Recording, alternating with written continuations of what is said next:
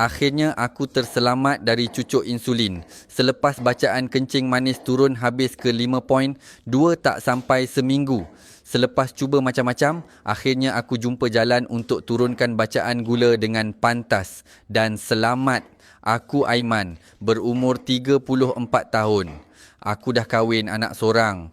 Aku ni graduan kejuruteraan EPTA. Sekarang aku kerja di salah satu syarikat construction terkemuka tanah air. Kerja site, banyak habiskan masa outstation dari utara ke selatan saban bulan. Aku ni jenis kurang minum air kosong. Tapi aku ni okey je, tak ada sakit apa-apa sebelum ni. Bila masuk 30-an, aku kerap minum air minuman tenaga isotonik setiap kali drive outstation. Boleh kata hampir setiap hari. Itulah punca yang aku terkena kencing manis atau diabetes ni. Mula-mula tu aku tak ambil peduli sangat. Yelah, bukan rasa sakit pun kan.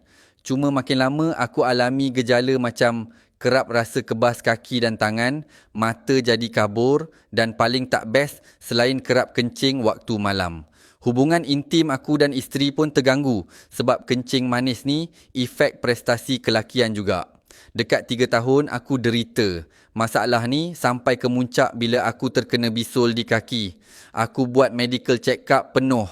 Allahu, terkejut aku bila doktor bagi tahu bacaan gula aku 26.5. Doktor cadangkan aku ambil suntikan insulin. Tapi aku takut. Aku mula buat research sendiri.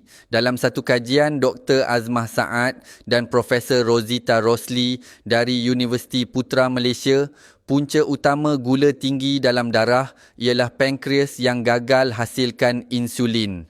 Insulin ni penting sebab dia bantu serap gula berlebihan dalam darah. Bila pankreas tak sihat, gula tak boleh turun walaupun kita pantang makan. Untuk pulihkan pankreas, Dr. Azmah kata, herba semula jadi yang mengandungi anti-diabetik sangat berkesan.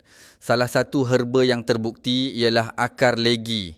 Masalahnya macam mana nak dapatkan akar legi? Lepas cari punya cari, aku jumpa satu produk yang dah proses akar legi jadi kapsul. Nama produk ni, Kapsul Aman. Aku cuba kapsul aman ni dan selepas seminggu bacaan gula aku turun mendadak dari 26.5 ke 15.1. Sebab apa aku recommend kapsul aman ni? Sebab ianya 100% herba semula jadi. Tiada bahan kimia atau terlarang dan dibuktikan berkesan dengan banyak testimoni. Sekarang bacaan gula aku stabil di bawah 5. Doktor pun kagum. Kalau korang ada masalah macam aku memang syorkan cuba kapsul aman. Aku syorkan korang ambil 2 botol terus untuk pengambilan sebulan. Harga pun lagi berbaloi. Aku doakan moga korang juga diberikan kesembuhan yang syifa. Ini ikhtiar kita, insya-Allah membantu.